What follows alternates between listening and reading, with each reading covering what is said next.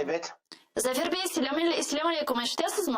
Aleykümselam, şimdi işlem, evet. Biz de sizni işitemiz. Zafer ağamna şimdi Sinaverha Kadyrov'nin bu Kırım'da sonki yüz bergen repressif hareketler ve Kırım platforması meselesini laf ettik. İşte sonki Kırım'ın hadiselerini laf edecek olsak, bu Nariman Ametov'a karşı yapılgan işkenceler hakkında haberler peyda oldu ve Nariman Ametov bularına korkmayıp özü de canlı yayınımızda aydınlattı. Türkiye'de aslında bu gibi yapılgan işkencelerden haberdarlar mı?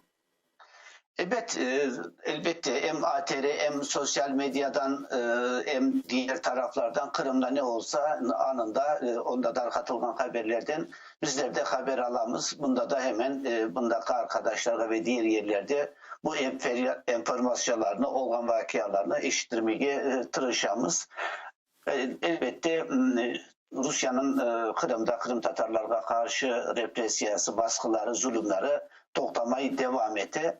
Artık Türkiye'de de yavaş yavaş Rusya demek, zulüm demek manasına gelgen bir anlayış peyda olmaya da başladı demek mümkün. Ama buna peyda olmaya başladı dep aytmağa mümkün değilsiniz de bundan evvel aslında buna Rusya'nın bu gibi devlet olganı ile bağlı demek fikirler, bilgiler yok idi mi? Yani bu kadar belli değil mi? Bakın Türkiye'nin umumi halkın nelerinin meşgul olganı hakkında biraz bilmek gerek.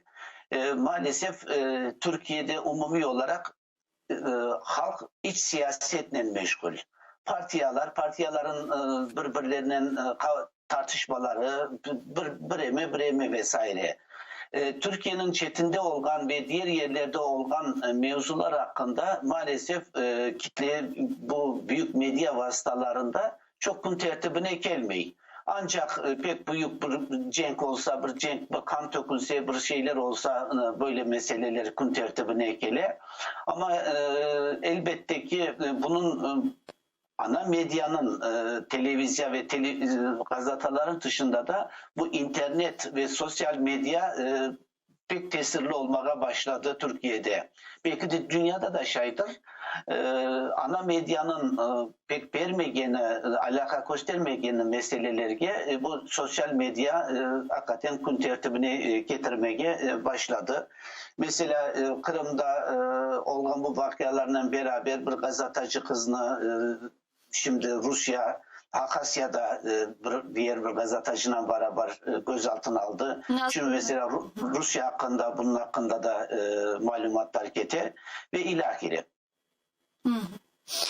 Biz de o vaziyetini takip etemiz. Zaten Nazgul Hanım bizim yayınlarımızga da birçok defalar kelgen ve Türk dünyası etrafında çok büyük faaliyetler alıp bargan böyle dostumuz, arkadaşımızdır ve ona karşı işte Rusya'da yapılgan bu gibi haksız ve kanunsuz vaziyetler elbette ki sadece işte en böyle hafif tabirle zulümlük dep adlandırmağa mümkün. Ya Zafer Bey, buna bu gibi hadiselerini takip ederken de hususan Kırım'a qaytacak olsak, Kırım'daki yapılgan bu işkenceler, azaplarga çekilif meselelerini takip ederken de işte sadece bu informasyon cidden yapılgan faaliyetlerimiz sizin fikrinizce Rusya'nın Kırım'daki represif hareketlerini bir şekilde tesir ete mi ya da Rusya'nı toktatabilir mi ya da biz kabul etmeye gerekmiz ki Kırım işgalden kurtarılmaganca bu gibi hareketler devam edecek?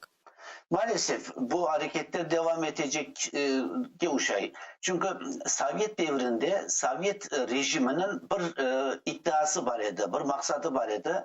Bütün dünyaya bu Sovyet ideolojisini katmak, bütün dünyada bu halkların kardeşliği, sosyalizm, komünizm rejimin bütün dünyaya kabul ettirip öz kanatları aslına almak gibi bir maksadı var idi.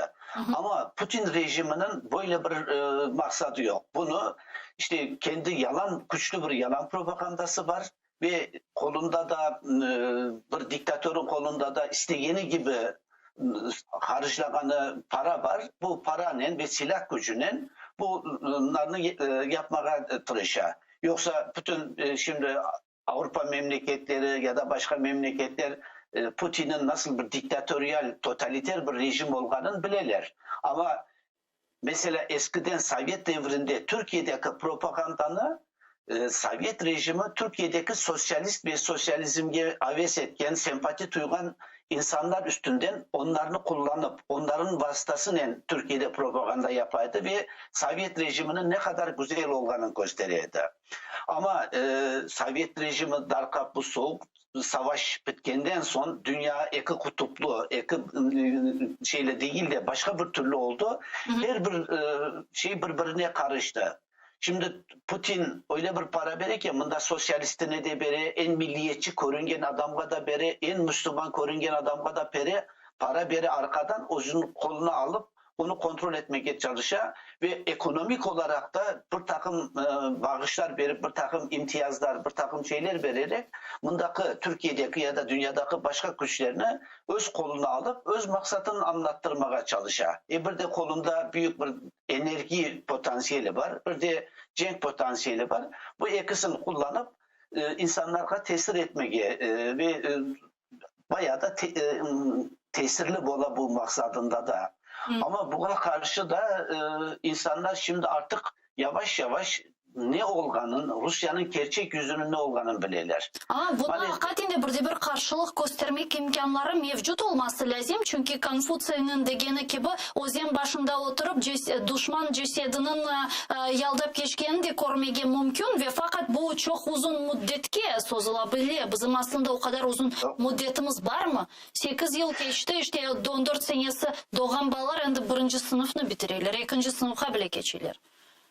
Elbette işte maalesef ama bu devrinde şöyle bir umumi dünyada da bir şey var. Eki betli, eki yüzlü bir sisteme var. Bu Amerika'sı için de geçerli, Avrupa Birliği için de geçerli, Türkiye için de ve başka şeyler için de geçerli. İnsanlar aytalar buna insan hakları. İnsan hakları kimge göre insan hakları? Şimdi başka bir yerde mesela Afrika'da bir yerde bir insan hakları ihlali olsa bir bakasın dünya ayağa koterilir. Ama Rusya'nın içerisinde senelerden beri insan hakları var. Ya da Türk Cumhuriyetleri içerisinde eski Sovyetlerden ayrılan Türk Cumhuriyetleri içerisinde insan haklarının tapdalganı var. Ya da başka yerlerde bunlara kimse aylanıp bakmaylar. Buna Çin. Çinliler Doğu Türkistan'da artık bütün herkes gibi belli onun şeyleri bir halka, bir Müslüman Türk halkına nasıl bir asimilasyon ve represiya yapar ama Çin'in ekonomik gücünden ve ondan ekonomik menfaatleri olan pek çok insanlar gözlerini yumarlar, görmeyiler Çin'in yapanını. Ama bir Müslüman ülkede böyle bir şey yapsa bütün Avrupa memleketleri ayağa durarlar. İşte alınız Rusya'ya bakanda Navalny'ye bir şey yapılsa Navalny'ye karşı Avrupa'da pek çok insanlar harekete geçer. Ama Kırım Tatarlarına herhangi bir Kırım Tatarına ya da İdil-Ural bölgesinde bir Türk tabırlı bir insanlara bir represiyalar yapsalar pek çok insanlar indemi durarlar. Maalesef bu ikiyüzlülükten kurtarılmak gerek. Bizim Müslüman memleketlerge gelgende işte bunlar din değiller, iman, dünyada hayırda bir haksızlık olsa biz bu göz yummamız diye baytalar. Ama daha birkaç gün evveli Birleşmiş Milletler'de insan hakları boyunca olan ses verildi. Kazakistan'ı, Kırgızistan'ı Rusya'nın beraber oy verdi. Müslüman memleketler Suudi Arabistan. Yani bugün en kutsal topraklarımızın olan memleket olan Suudi Arabistan bile Rusya'nın yanında oy verdi. Artık kim men dost, kim men düşman anlap olamayısın. Onun için özünün ekonomik ve öz devletinin özünün menfaati ne gibi olsa oga Kore. İstegenin Koreler, istegenin Kormeyler. Bütün bu karmaşa içerisinde biz de öz kolumuzdan sesimizni dünyada duyurmaya, olgan haksızlıklarını anlatmaya tırışmak gerekmez. Bu canımız ağırmay ya da gönlümüz kırılmay. Ama işte bu yönelişte Sinaverahadan da soradım. Sizden de sormak istiyorum. Aslında buna Kırım Tatarlarını alacak olsak sadece Kırım'da yaşayanların değil de bütün dünyada icret etken yaşayan Kırım Tatarlarını göz önünde tutacak olsak aslında bizim stratejimiz neden ibaret sizin fikrinizce? Kırım Tatarlarının bugün işte yıllar devamında tızılgen bir stratejisi, bir stratejisi, on görüşü var mı sizin fikrinizce ve o neden ibaret? Neden sanksiyalarydan ibaret olmalı. Çünkü öyle koronaki sanksiyalardan bir hadise yüz bere Kırım Tatarlar reaksiyasını gösterirler. Böyle reaktif bir siyaset alıp barla ama önceden bir hareketlerini yaptırmak, ogunu aldırmak gibi bu gibi stratejik gözlemler neden ibaret fikrinizce var mı onlar? Elbette ne kadar strateji yaparsak Putin'in yani hiçbir hak, hukuk, kural tınlamayan bir Putin rejimini toktatmak pek kolay değil. Yani bunu bugün hiçbir memleket yapıp olamaz. Bugün bakkan da bırakınız Kırım meselesine, Kırım'da yapılgan, Kırım Tatarlarına yapılgan meselelerine, işte Ukrayna'nın olan kriz, Putin'in yapan propagandalarına karşı bugün Avrupa'daki büyük güçler bile hakiki manada tavırlarını net bir şekilde ortaya salmaylar. Biraz yumuşak alıp paralar. Özlerine göre çeşitli sebeplerden de vardır. Ama doğrusu şu, bu işgalden sonra bizim Kırım Tatarları olarak elbette bizim hepimizin gönlünden geçen umudumuz olan bu işgalden tez vakitte kurtulmak, tez vakitte azadlığımızı kolga almak. Ama bunun peki tez vakitte olmayacağını da hesapka alıp hem kısa hem orta hem de uzun vadede nasıl bir strateji alıp varacağımızı umumi olarak da belirlenip ana hatlarının buğa göre de iş alıp varmak gerekli de doğru aytasınız, o gerek. En önemli mesele tabii ki bu şeylerde birincisi Kırım'da kalan insanlarımızın veya Ukrayna'da veya başka yerlerde yaşayan Kırım Tatarlarının asimilasyon olup ana tillerini unutup coyulmamaları gerek. Kırım'da Kırım Tatarları yaşamalı ve her yerde Kırım Tatarları bir olganın göstermeleri gerek. İkincisi de dünyanın neresinde, yerinde yaşarsa yaşasın her bir Kırım Tatarı özlerinin akılları var, fikirleri var ve olgan vaziyet açık aydın ortada Kırım'da yaşalganlar. Herkesin de öz gücüne göre yapabilecekleri var. Elbette de bunun içinde toplaşıp teşkilatlanıp bir arada da hareket etmek gereği var. Maalesef biz bir arada gelme konusunda, ortak işler yapma konusunda biraz bazı noktalarda eksik kalamız. Bu eksikliklerimizi tezce ortadan götürüp umumi bir strateji boyunca her bir insan, her bir teşkilat, gerek Kırım'dakiler, gerek Ukrayna'da yaşayanlar ve diğer memleketlerde yaşayanların buna göre hareket etmesi gerektir. Ya bunun için sizin fikriniz ne gerek? Çünkü bir müddet devamında bütün Dünya Kırım Tatarları Kongresi'nin icra komiteti toplantıları böyle faal şekilde geçirildi. Şimdi bu Kutlevi Kiev'de ya da Türkiye'de toplanganlarını, icra komitetinin azalarını ve bunu şimdi közleyemeyiz. Bu sadece pandemiden bağlı olan bir şey mi ya da başka sebepler mevcut? Evet, bu hem pandemiden alakalı bir şey hem de bu özünü Kırım Tatarı sayılan, Kırım Tatar vatanseveri sayılan ve Kırım için ben bir şeyler yapamam diyen insanların problemi.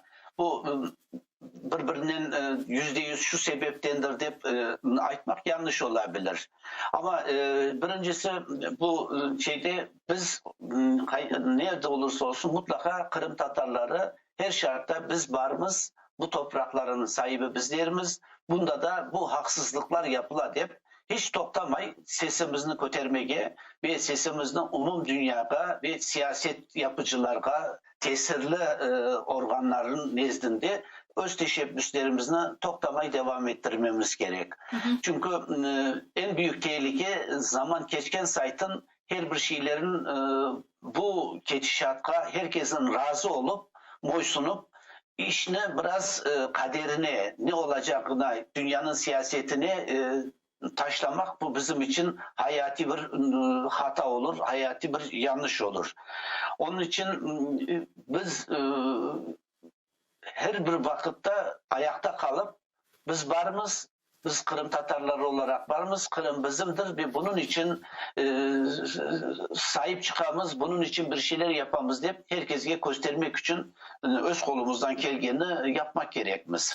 Buna Kırım Tatarlar işgalde birinci sürgünlükten sonra demek Kırım'a avdet yolunu gerçekleştirgeni vakit buna esas maksadımız aslında bugüne kadar da değişmedi bu Kırım Tatar devletçiliğimizni tıklamak, Ukrayna işte terkibinde elbette ve Ukrayna anayasasına işte denişmeler kırsetilmesi meselesi hakkında bizim liderlerimiz indi çok yıllardan beri aytıp geçerler. Bunu sizin fikrinizce Türkiye Cumhuriyeti eğer ki bu meseleye bir şekilde dahil olsa ve devlet seviyesinde işte Ukrayna'ga bunun ne kadar mühim olduğunu anlatsa ve bazı bir böyle tekliflerini sunsa aslında bu gibi merak var mı Türkiye'de? Nasıl görüyorsunuz Türkiye'nin yardımı ve desteğiyle bu mesele çabukça böyle tezce çözülebilir mi ya da yok? Ya işte en mühim mesele işgalden kurtuluğu. İşgalden kurtulmadan sonra yapılacak bir şeyler hep Kırım'ın şeyler üstünde, kağıt üstünde kalacak tedbirler olarak durur. Maalesef bizim Sovyetler Birliği darkadan sonra Ukrayna ve Ukrayna'nın siyasetçileri de bizle keregi gibi anlap olamadılar ve bizlerine karşı hep ön yargı diyelim, peşin hükümle baktılar. Hep bizlerinin Kırım'da kötürülmemizni istemediler pek çok güçler. Ve işin doğrusuna da bakana kadar 2014 senesinde Kırım işgal edilgenge kadar da Ukrayna milli bir devlet olmaktan ziyade çeşitli güçlerin, oligarkların, pro-Rusya yanlısı güçlerin kontrolünde olan, hakimiyetinde olan bir devlet ede. Şimdi de Ukrayna'nın içerisinde gerçek aydınlar ve Ukrayna'nı gerçekten sevgen Ukraynalılar da nasıl hata yapkanların endi korup bunları değiştirmeye tırışıyorlar ama bu arada da bir işgal oldu. Maalesef geç kalındı bu noktada. Ama inşallah bu işgalden sonra aynı hatalar tekrar edilmez. Elbette ki Kırım'da bir devletçiliğin, Kırım Tatar devletçiliğinin kurulması, Poroshenko'nun ve diğerlerinin belgen sözlerinin işgalden sonra tezlikle yerine getirilmesi ve bu işgalden biz kurtulana kadar da Ukrayna anayasasında ve diğer yerlerde en esaslı değişikliklerine de tolusunen yapılması da gereklidir. Bunun için de Türkiye'de her zaman kol tutacaktır, yardım edecektir. Ve bizim de maksatlarımızın ve kısa vadede ve orta vadede bizim için neler yapılması gereken Ukrayna içerisinde de bunda Türkiye'nin yetkililerine, Cumhurbaşkanına ve diğer insanlara iyi anlatılganı takdirde de bu zamana kadar olmanı gibi bundan sonra da destek vereceklerdir, kol tutacaklardır diye ümit edem. Çok sağ olun Zafer Bey. Bizle bağlanıp sorularımızga cevap vergeniz için büyükten büyük teşekkürler. Zafer Karatay bizle canlı bağdaydı. Türkiye'de Milli Meclis temsilcisi.